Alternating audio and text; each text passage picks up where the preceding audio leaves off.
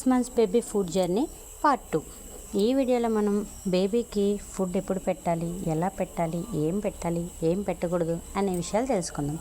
6 నెలల తర్వాతే solid food అనేది స్టార్ట్ చేయాలి. ముఖ్యంగా గుర్తుపెట్టుకోవాల్సిన విషయం ఏమిటంటే బేబీ హెడ్ కంట్రోల్లో ఉండాలి, బేబీ ఇంట్రెస్ట్ చూపించాలి. అప్పుడే మనం ఫుడ్ అనేది స్టార్ట్ చేయాలి. అయితే ఏం స్టార్ట్ చేయాలి?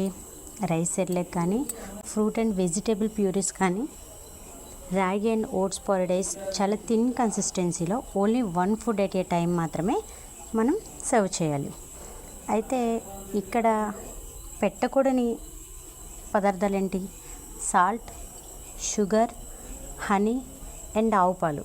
ఇవి 1 year వరకు కూడా బేబీకి ఇవ్వకూడదు. ఎందుకంటే ఇవి బేబీస్కి తొందరగా అరగవు. సరే, అయితే ఎంత క్వాంటిటీలో ఇవ్వాలి?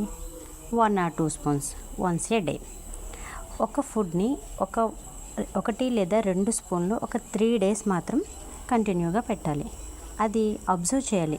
బేబీ యాక్సెప్ట్ చేస్తుందా, ర్యాషెస్ ఏమైనా వస్తున్నాయా, కాన్స్టిపేషన్ ప్రాబ్లం ఏమైనా ఉందా అని అబ్జర్వ్ చేసి ఏ ప్రాబ్లం లేదు అనుకుంటే దానిని కంటిన్యూ చేయాలి.